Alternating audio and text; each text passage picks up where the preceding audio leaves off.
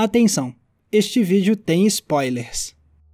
É inegável que a carreira de Marlon Brando foi marcada por vários papéis que mudaram a história do cinema, com uma variedade impressionante que ia do sedutor, passando pelo misterioso e indo ao imponente. Mas de todos os papéis de Marlon Brando, nenhum foi tão aterrador quanto o do coronel Walter Kurtz, o militar ensandecido no clássico de Francis Ford Coppola, Apocalipse Now. Esse é um personagem que encanta o público, mas que também nos deixa chocados. E quando Apocalipse Now acaba, fica claro que a presença do Kurtz transforma profundamente este filme, a ponto de muita gente lembrar mais desse personagem do que do próprio protagonista da história, o Capitão Willard. Mas por que é assim? O que faz o Kurtz ser tão perturbador? E como foi que o Marlon Brando conseguiu criar uma performance histórica, mesmo tendo sido um profissional tão caótico nos bastidores de Apocalipse Now? Vale lembrar que quando chegou a hora de fazer Apocalipse Now, os nomes de Marlon Brando e de Francis Ford Coppola já eram lendários, especialmente graças à colaboração que eles haviam feito anos antes com O Poderoso Chefão. E agora essa dupla se reunia para contar uma história totalmente diferente, uma sobre a Guerra do Vietnã. Em Apocalipse Now, somos apresentados ao Capitão Willard, um oficial no Vietnã que recebe ordens para encontrar e assassinar Walter Kurtz, um coronel perigoso que se desgarrou do exército e virou um líder de uma tribo de nativos. E pelas próximas 2 horas a gente vê o Willard passar por uma série de episódios ou inusitados ou traumatizantes. Até que finalmente, no último capítulo, ele encontra o Kurtz. E quando o coronel aparece pela primeira vez, você sente imediatamente que a história acaba de tomar um rumo ainda mais sombrio. E se isso acontece é porque o filme passou as 2 horas anteriores da sua duração construindo cuidadosamente uma aura lendária para o Kurtz. A gente descobre a existência dele no começo, mas durante 2/3 do filme, a gente nunca vê ele aparecendo em câmera de fato. Não, em vez disso, a gente conhece os relatórios sobre o Kurtz e sobre a carreira impressionante dele. Ouvimos a voz fantasmagórica do militar numa gravação. Vemos algumas fotos.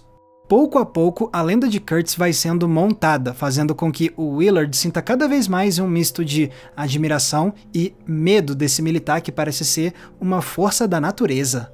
E é curioso notar como essa preparação toda também subverte o que a gente esperaria normalmente ver de um antagonista de um filme. Afinal, o papel de um antagonista, por definição, é dificultar, impedir o avanço do protagonista. Mas a gente não vê o Kurtz desempenhar essa função. Ele não fica aparecendo ao longo do filme, arquitetando um plano ou ordenando diretamente que tentem parar o Willard. Não, tudo que entra no caminho do protagonista surge puramente pelo acaso da guerra. Isso tudo poderia, teoricamente, enfraquecer o personagem do Kurtz, como se, ao invés de ser um grande vilão que move as peças do tabuleiro nas sombras, ele fosse só um detalhe de roteiro. Mas isso não acontece aqui porque a ausência do Kurtz durante 2/3 do filme não é vazia. Pelo contrário, ela é uma ausência que possui um peso imenso e que cria antecipação. Você sente que o Kurtz é uma sombra, um objetivo quase inalcançável, mas que precisa ser alcançado de qualquer forma. E por conta do Kurtz, o protagonista se submete a todo tipo de horror. É como se a atração gravitacional exercida pelo coronel fosse ficando cada vez mais forte e mais violenta. Sem contar que mesmo enquanto o Kurtz não aparece em câmera, ele já serve para introduzir em Apocalipse Now algumas das principais críticas que o filme quer fazer. Vale lembrar, afinal, que o assassinato desse coronel é ordenado pelo próprio exército dos Estados Unidos. E quando Coppola mostra um país executando um dos seus próprios soldados, isso não deixa de ser uma acusação de como o envolvimento americano na Guerra do Vietnã não era um ato heróico, mas sim um intervencionismo bagunçado que saiu de controle e que matou não só vietnamitas, mas também os próprios americanos. É uma visão totalmente alinhada com os protestos nos Estados Unidos durante os anos 60 contra a Guerra do Vietnã, demonstrando como Apocalipse Now foi informado pelo espírito da década anterior. Pois bem, depois de muito tempo perseguindo somente a lenda do Kurtz, enfim chegamos no capítulo final, quando o Willard encontra o vilarejo onde o militar se tornou uma espécie de divindade. Mas ainda assim a gente não vê o coronel fazer uma entrada triunfal e bombástica. Não, primeiro a gente percebe o efeito que o poder do Kurtz exerce nesse lugar. As cabeças decepadas e os cadáveres pendurados comprovam as histórias de que o Kurtz é brutalmente violento. Já a parede de nativos que se forma parece quase uma proteção ao redor do líder. E também tem o inusitado fotógrafo americano que recebe o Willard e fica se derramando em elogios infinitos sobre o Kurtz, dizendo o quão visionário e inspirador esse militar é. E assim, o filme usa o Kurtz para refletir outra crítica de Apocalipse Now, dessa vez uma crítica ao imperialismo dos Estados Unidos. Porque vale lembrar que o envolvimento dos americanos nessa guerra aconteceu porque o governo deles queria preservar os interesses políticos deles na região e deter o crescimento de estados comunistas. Ou seja, aquele clássico intervencionismo americano que destrói vidas porque eles querem dominar tudo enquanto posam de heróis. E esse imperialismo aparece de outras formas ao longo de Apocalipse Now, especialmente por meio da cultura pop americana. Ouvimos bandas de rock, vemos modelos da Playboy, além de uma insistência bizarra em praticar surf em meio a um massacre de vietnamitas. A cultura dos Estados Unidos vai sendo forçada nesse lugar para exercer domínio por meio de outros métodos que vão além da investida militar. E mais tarde essa ideia é extrapolada ao extremo com o Kurtz, porque eis aqui um americano que não fica satisfeito em espalhar o imperialismo por meio da violência. Não, chega um ponto em que isso não basta mais para o coronel, então ele se desgarra do exército e se transforma numa força cultural, exercendo sua influência nos povos nativos e sendo tratado como um deus. É o sonho máximo do imperialismo, elevado pelo Coppola a um patamar surreal de horror. They think you've come to take him away. Pois agora que a gente viu o efeito do Kurtz nesse lugar, finalmente chega a hora da gente conhecer também o homem em pessoa. E como é que o homem se compara com a lenda que foi construída em torno dele? Não demora pra gente perceber que ele é mesmo tudo que a gente tinha ouvido falar e mais. Porque seria de se esperar que ele fosse um brutamontes que esbraveja e age de forma dura. E olha, era mais ou menos nessa direção mesmo que o Coppola pretendia ir com o personagem. O problema é que ele estava trabalhando com Marlon Brando, que a essa altura já era notório por ser um ator difícil de lidar nos bastidores. E olha, ele deu muita dor de cabeça para o Coppola em Apocalipse Now. Para começo de conversa, a ideia inicial do diretor era fazer com que o Kurtz fosse um militar em forma e ágil. E quando ele fechou o papel com o Marlon Brando, o ator disse que ele iria perder peso para se adequar a essa proposta. Só que meses depois, quando o Brando chegou no set, ele havia ganhado ainda mais peso. E não só isso, o Brando não tinha gostado de como o Kurtz tinha sido caracterizado e por isso ele se recusou a seguir o roteiro, exigindo que ele e o Coppola reescrevessem o personagem. O que obviamente só causou mais atrasos na produção. Tinha dias em que toda a equipe estava a postos para filmar as cenas do Marlon Brando, e aí o ator puxava o Coppola para o lado para eles inventarem novas falas enquanto todo mundo ficava esperando. A situação foi ficando tão complicada que, em certo ponto, o Coppola decidiu filmar certas cenas só na base do improviso mesmo, deixando a câmera rodar enquanto ele entrevistava o Brando, que respondia na voz do Coronel Kurtz. What is the bloodlust? They say that the human animal is the only one that has bloodlust. Em outras palavras, o Brando foi um verdadeiro agente do caos nos bastidores. E isso poderia ter arruinado tudo, resultando num personagem muito mal executado. Mas, apesar de todas essas dores de cabeça, o que foi parar nas telas no resultado final foi incrível.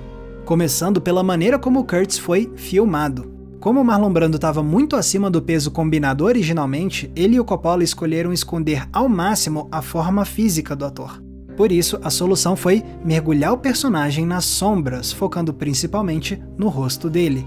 Fora isso, eles também usaram fumaça e maquiagem para fazer o Kurtz parecer um homem que está sempre se escondendo dos olhares alheios.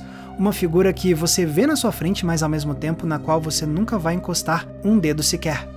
E essa aura intangível do Kurtz é ressaltada ainda mais pela interpretação do Brando. Ao invés de incorporar o coronel como um homem duro, agressivo e explosivo, ele vai na direção oposta. O Kurtz tem a fala suave e gestos lentos, quase delicados. E quando ele abre a boca, é para ler poesia em voz alta ou para devanear nas suas filosofias para que o Willard entenda a mente dele. E quando todos esses elementos se combinam, a gente entende num nível sensorial o fascínio que o Kurtz exerce nas pessoas ao redor dele. A gente pode não concordar com ele, mas a gente começa a entender de forma mais visceral o porquê do militar ter cativado os nativos e ter se tornado uma divindade local. E aí, quando a gente é atraído pela mística do Kurtz, ele nos surpreende revelando o seu lado aterrador. Ele surge das sombras e olha no fundo da nossa alma como quem quer nos controlar. Ele aparece como um guerreiro e despeja uma cabeça decepada no colo do Willard.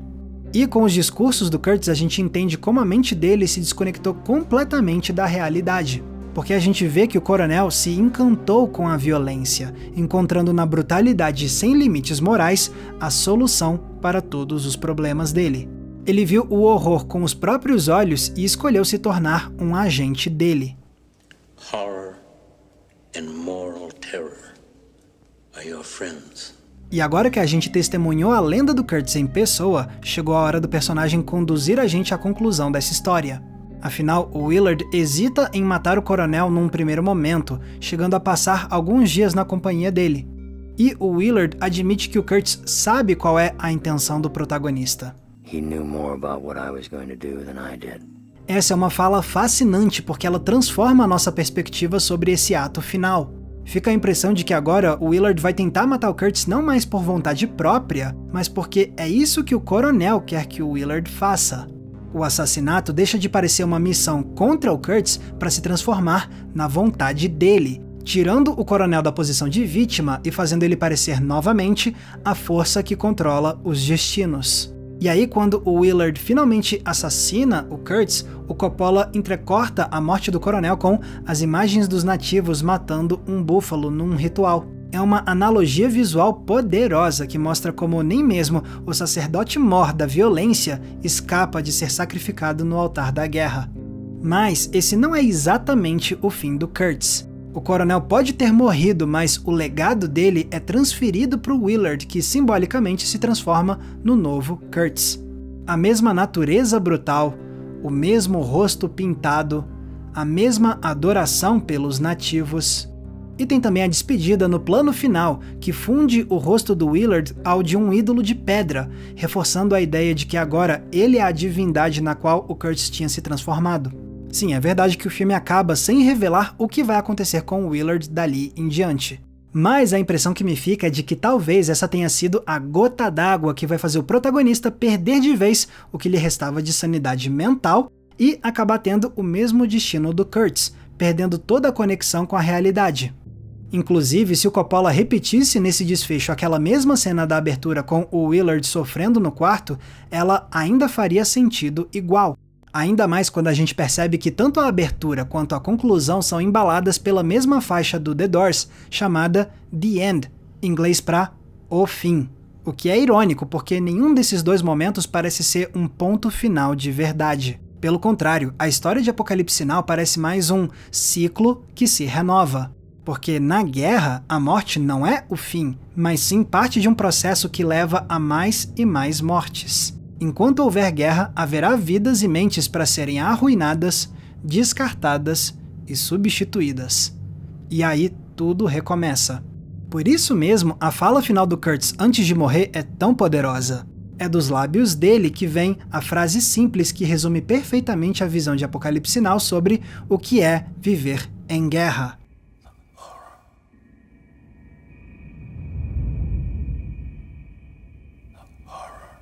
São vários os motivos, então, que fazem o Kurtz ser o personagem mais memorável de Apocalipse Sinal.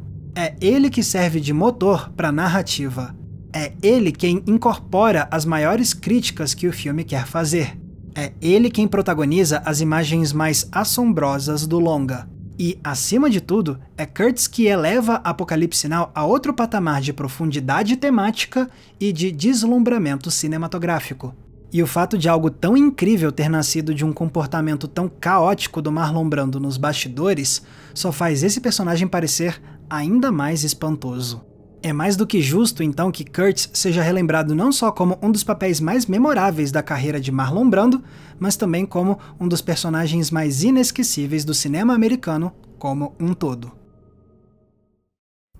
Galera, muito obrigado por terem conferido o episódio de hoje. Apocalipse Sinal foi o último filme que a gente debateu no nosso Cineclube Entre Planos e a conversa foi de altíssimo nível. E se você quiser, você também pode fazer parte do nosso Cineclube, porque essa é uma das recompensas que eu ofereço para nossa comunidade de apoiadores do Entre Planos. Além do Cineclube, tem também recomendação de filme toda semana no inbox do seu e-mail, grupo fechado, lives exclusivas, é muita coisa legal. Para fazer parte dessa comunidade e ter acesso a esses conteúdos exclusivos, é só clicar no link que está aqui embaixo na descrição. E se quiserem também me acompanhar nas redes sociais, é muito fácil, basta vocês me procurarem usando os nomes que estão aparecendo aqui embaixo de mim. Mais uma vez, muito obrigado pela audiência, um abraço e até a próxima sessão.